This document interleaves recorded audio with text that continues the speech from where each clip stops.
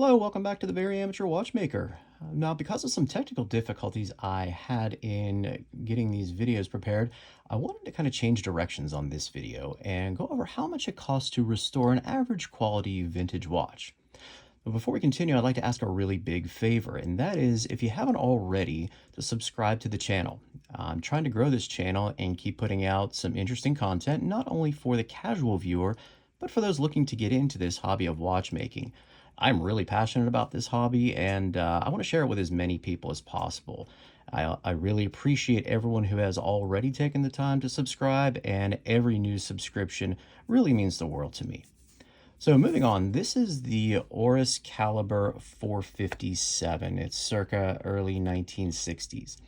Now, I purchased this watch on eBay for $33 plus tax and shipping. So just acquiring the watch cost me about $40. It was listed simply as for repair, not running. And as you can see in the first video on this Oris, I stripped down the movement and initially determined that it was not running due to a broken mainspring. Now, replacing a mainspring is relatively easy, and there are a vast variety of sizes available. I got the replacement mainspring for this watch from the McCaw company, and the cost was around $20 with tax and shipping. Now, as I proceeded with this restoration, and as I showed in the previous video, there was an even bigger problem, and that was a broken balance staff. And this is the broken balance staff. Now, when you have a broken balance staff, you have a couple options. You can choose to replace just the staff, which is the pivot on which the balance wheel oscillates. The problem that I have with that option is that in order to change out the staff properly, you need a staking set, which I do not have. Now, a good staking set can start at $300 to $400 used, and they can go over $1,000 plus for a new set. So I chose a different option, which was to replace what was called the balance complete. Now, that includes the balance wheel, the hairspring, and the staff. Now, once you have that, it's a pretty simple process to install. The new balance complete cost me $48, and again, I got that from McCaw Company. So we're now up to $108 to buy the watch and get it running. Now, after I got it running, I wanted to make it look a little nicer.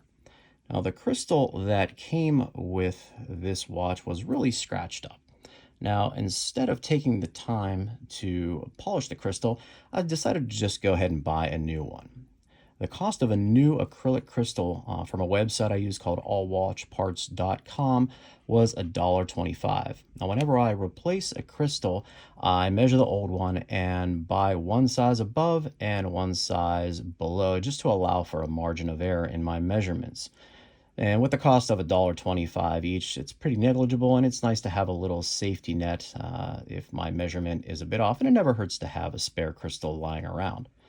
So the cost of the 3 acrylic crystals with tax and shipping was $12. Now, the last thing I needed to do to wrap up this restoration was to replace the strap. Now, this Oris came with an old Spydel flex band, which really isn't my style. So I decided to go with a simple brown leather strap with the white stitching, and I get my watch straps from a company called strapsco.com. And the cost with tax and shipping for this one was $21. So if we add up the cost of the watch and the parts needed for a good restoration, it comes to $141. So you can see it isn't what I would call a really inexpensive hobby, but not outrageous in cost at the same time.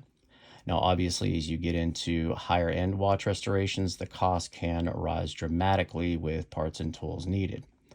I hope you found this video informative, and again, if you feel that I have earned it, I would greatly appreciate it if you could tap that like button and subscribe to the channel.